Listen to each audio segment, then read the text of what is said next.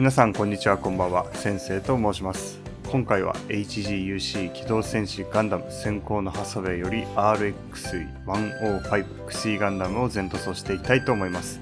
映画機動戦士ガンダム先行のハサウェイの主人公機、そしてパイロットはハサウェイノアことマフティー・ナビーユ・エリンが登場する機体ですね。26m を超える大型モビルスーツなので箱もかなりでかいです。映画公開に合わせて発売されたバンダイ渾身のキット。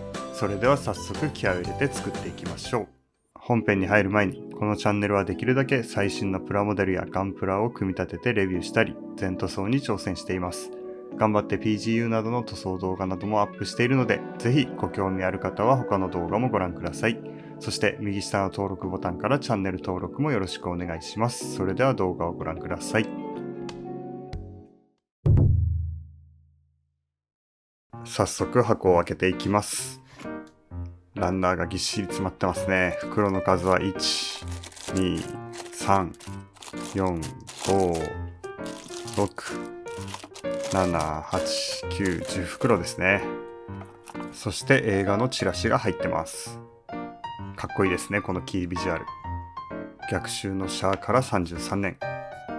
説明書は冊子状になってます。珍しい。ランナーを並べるとこんな感じ。シンプルな色合いですね。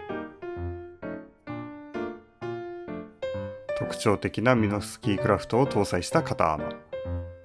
でかいですね。その肩アーマーにはウロチパーツがしっかりついてます。ビームサーベルのエフェクトパーツ。そしてホイールシールがついてます。これだけ色分けが必要ってことですね。説明書は HG には珍しく冊子状になってますね。間には機体の説明などが書いてあります。それでは早速作っていきましょう。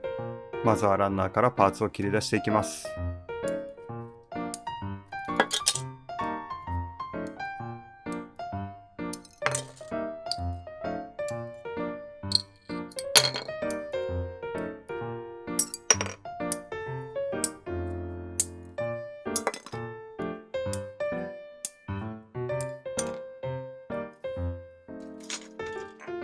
続いてパーツの2度切りを行っていきます。オーロックスさんの片刃ニッパーです。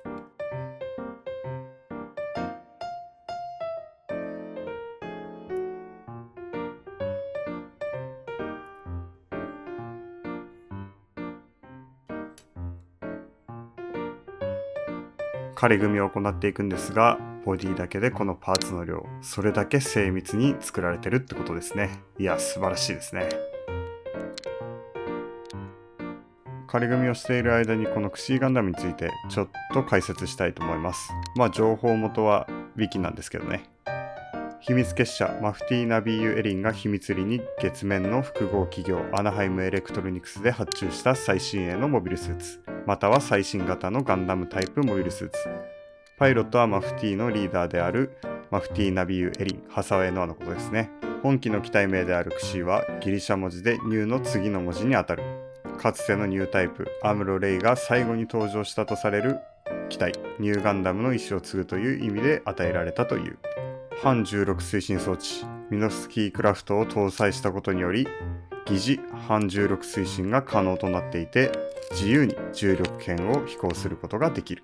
宇宙世紀105年の時点で単独飛行が可能なモビルスーツは皆無に等しかったため、少数の戦力しか持っていないマフティー・ナビーユ・エリンが地球連邦と渡り合えたのは本機の絶大的な戦闘力に負うものが大きかったと。こんな感じですね。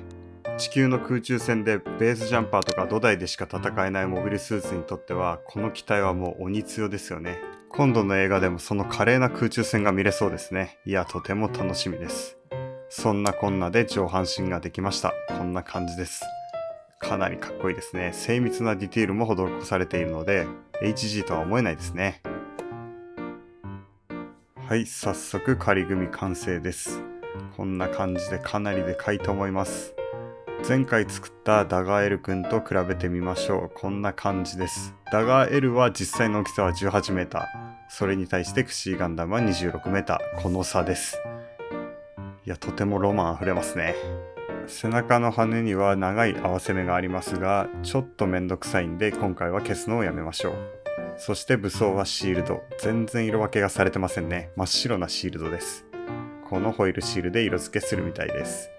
そしてビームライフル。ビームライフルにも合わせ目があります。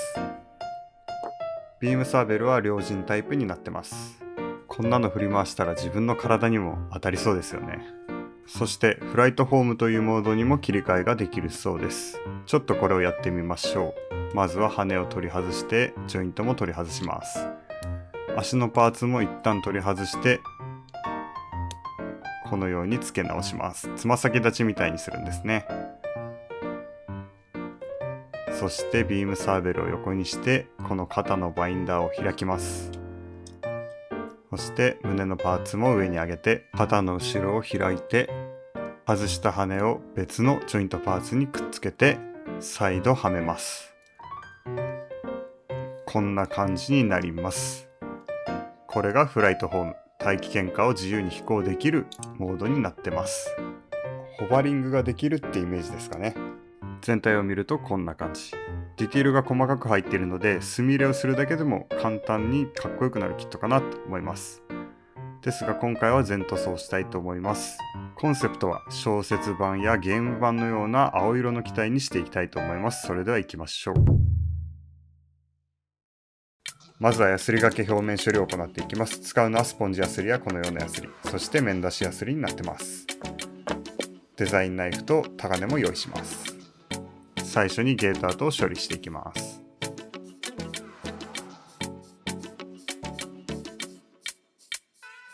このキット、ゲート跡やパーティングラインは全然目立つところにはないですね。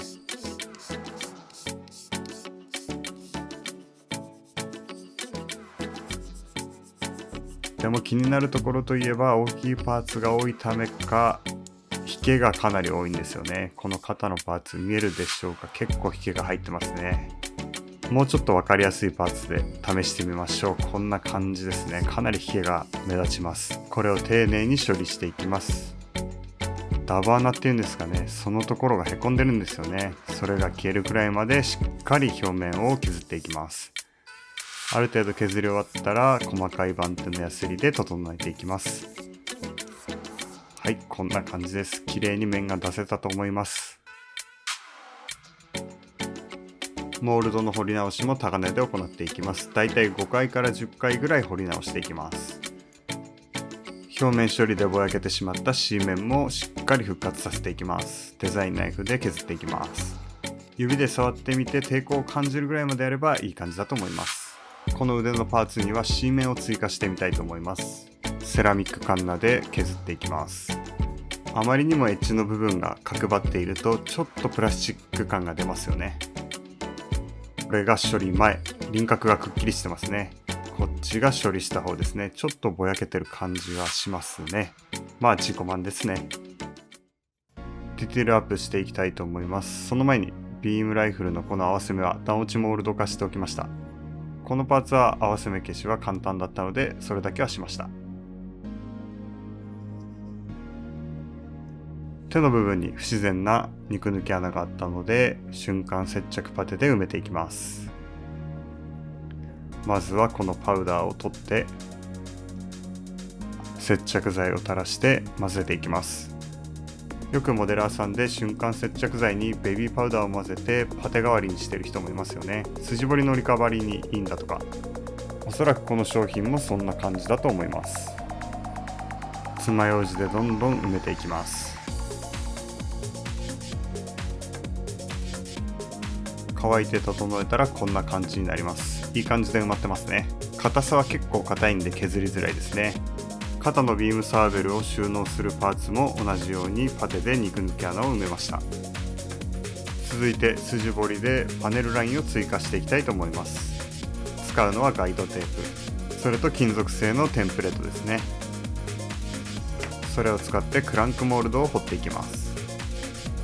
筋彫りって左右対称に彫るのが難しいですよね。なんであらかじめ普遍的なテンプレートを使うとうまく左右対称に彫れるかなと思います。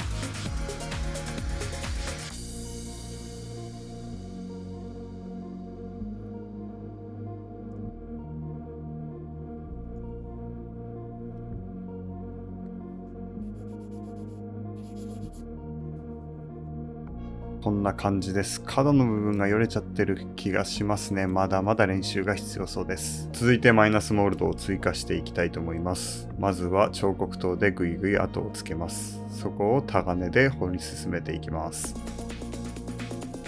そこをこのビットブレードで掘っていきます。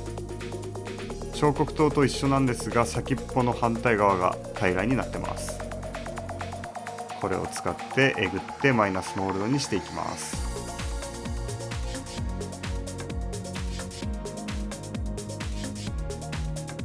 最後に太めのタガネで掘り直して整えていきます。このようにマイナスモールドを追加していきます。最後にパーツを洗浄して早速塗装に移りたいと思います。最初に内部フレームを塗装します。使うのはナスカメカニカルサーフェイサースーパーヘビー。左が塗装後です。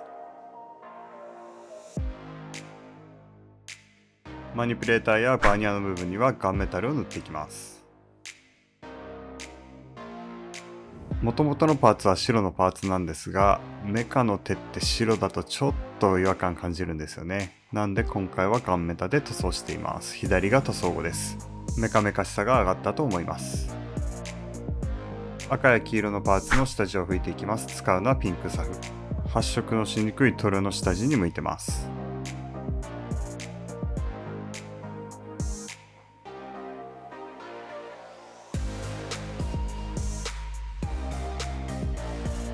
赤のパーツにはミスターカラーシャインレッドを塗っていきたいと思います。この色は真っ赤というよりもオレンジがかった赤っていう感じですかね。そんな色になってます。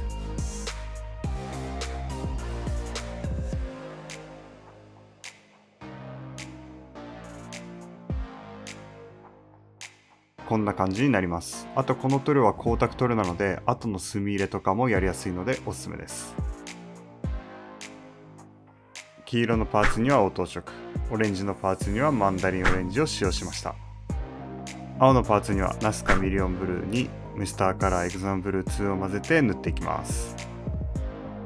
青のパーツの下地はあらかじめ白サフを拭いてます。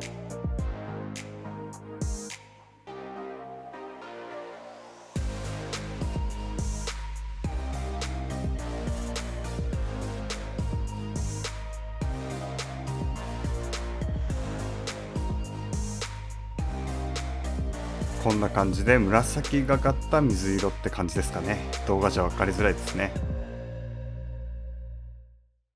最後は白のパーツを塗っていきます。使うのはガンダムカラー4ビルダーズ RX78 ホワイトアニメカラーバージョンです。この塗料は前回 PGU にも使った塗料なんですが、暖色系のグレーなんですが、白背景などでもくっきり輪郭が見える白なので、個人的にはおすすめの塗料になってます。調色もいらないんでね、そのまま使えば。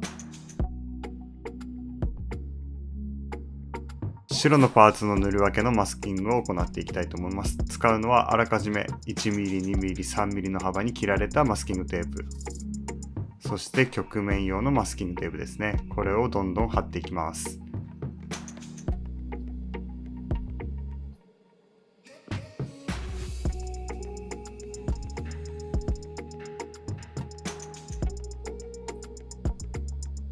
はい、貼り終わりました。かなり時間かかりましたね。めちゃくちゃでかいパーツが多かったんでね。この羽のパーツとか見てください。もう後で剥がすのがめんどくさい。残りのパーツもこんなにたくさんマスキングテープを使いました。何メーター使ったんだ一体。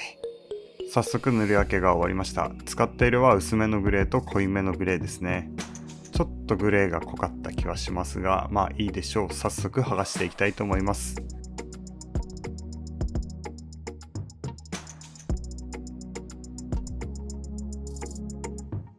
気持ちいい瞬間です。ペロンと。気持ちいいですね。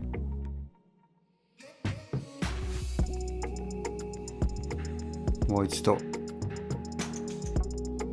いい感じですね。しっかり塗り分けできたと思います。3色塗り分けてます。来ました、羽のパーツ。こいつ剥がすのには10分ぐらいかかったと思います。そして青のパーツのオレンジ部分もしっかりマンダリンオレンジで塗り分けてます。これでエアブラシの塗装は終わり。部分塗装墨入れをしていきます。使うのは下出るカラーと水性ホビーカラーですね。水性ホビーカラーは墨入れに使用します。まずは下出るカラーで部分塗装を行っていきます。塗料の原液をパレットに取って水で希釈します。足の裏の動力パイプの部分を塗っていきます。はみ出た部分は水でリタッチできるのでとても便利な塗料になってます。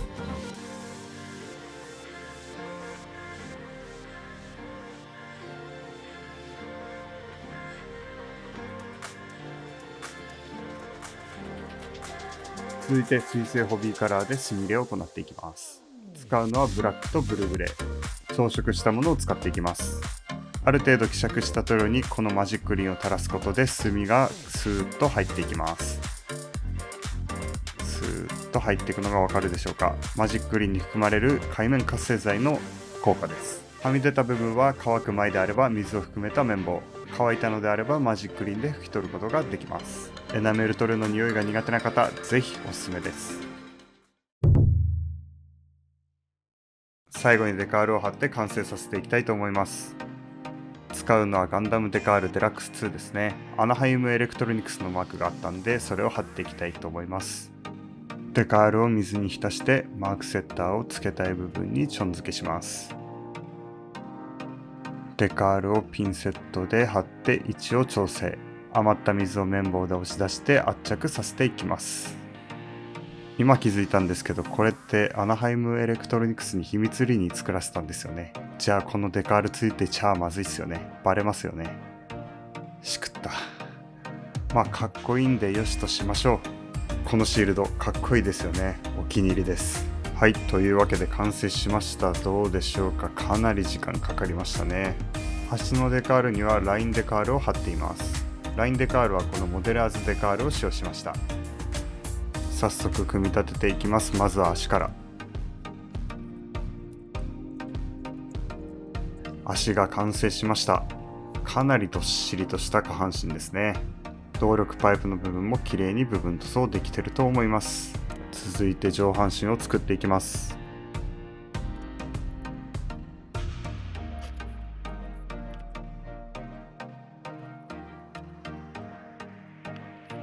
ミノフスキーフライトユニットを装着していきます。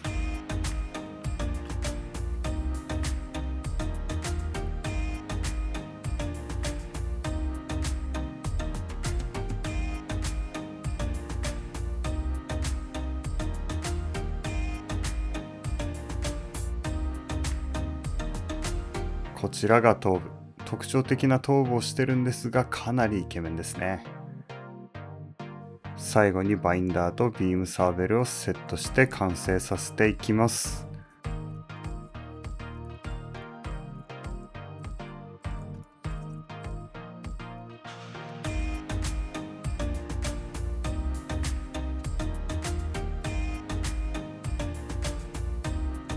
はい、こんな感じです。色合いも塗り分けもいい感じなんじゃないでしょうか。それでは早速ターンテーブルで見ていきましょう。 RX105 クシーガンダムです。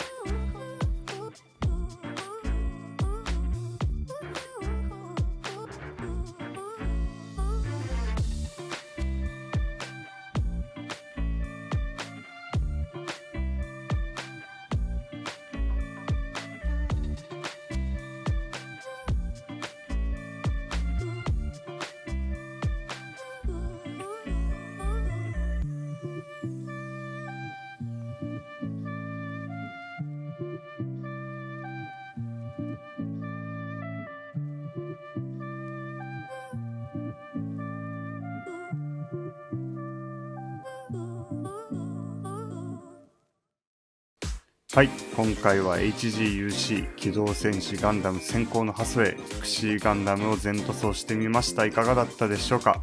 映画の公開に合わせて発売されたこのキット、バンダイさんの本気を感じます。